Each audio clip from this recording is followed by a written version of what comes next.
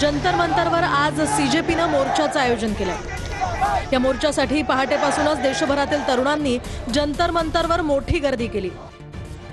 सकाळी 10 वाजेच्या सुमारास या मोर्चाला सुरुवात होणार होती। त्याआधीच जंतर मंतरवर पोलिसांचा मोठा बंदोबस्त तैनात करण्यात आला होता। त्यामुळे जंतर मंतरला छावणीचं स्वरूप आलं होतं। जशी गर्दी वाढू लागली तसं पोलिसांनी एक एक आंदोलकांना ताब्यात घेण्यास सुरुवात केली। काही आंदोलकांना बसमध्ये बसवलं तर काही आंदोलकांना उचलून बसमध्ये टाकण्यात आलं। एका ठिकाणी तर पोलिसांनी थेट लाठीचार्ज करण्यास सुरुवात केली आणि जमावाला पांगवलं। पोलीस लाठीचार्ज करण्यासाठी पुढे आले तेव्हा एका तरुणानं थेट पोलिसांसमोर येऊन घोषणाबाजी केली। आक्रमक तरुणाला रोखण्यासाठी सगळ्या पोलिसांनी त्याला घेरलं आणि शांत केलं। पोलिसांनी मोर्चा रोखण्यासाठी भिंती एवढ्या आकाराचे बॅरिकेड्स लावून आंदोलकांना रोखण्याचा प्रयत्न केला।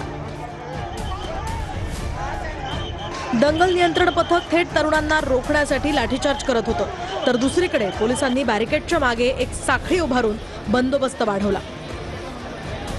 पोलीस पुढे जाऊ देत नाही हे लक्षात आल्यानंतर काही तरुणांनी आहे तिथेच घोषणाबाजी सुरू केली, तर काहींनी जमावाला मार्गदर्शन केलं। या मोर्चात विरोधी पक्षाचे अनेक नेते आणि मोठे सेलिब्रिटीही सहभागी झालेले पाहायला मिळाले।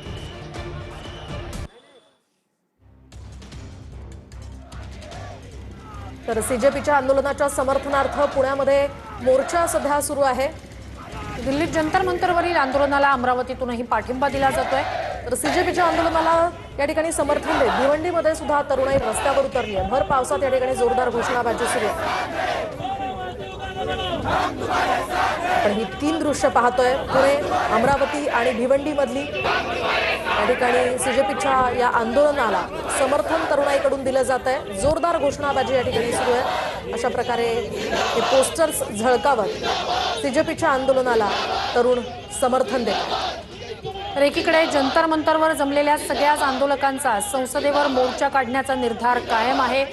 संपूर्ण परिसराला छावणीचं स्वरूप आलंय। मात्र जो मुद्दा, जी मागणी आहे त्यांची, ती म्हणजे धर्मेंद्र प्रधान यांच्या राजीनाम्याची, एनटीए बरखास्त करण्याची।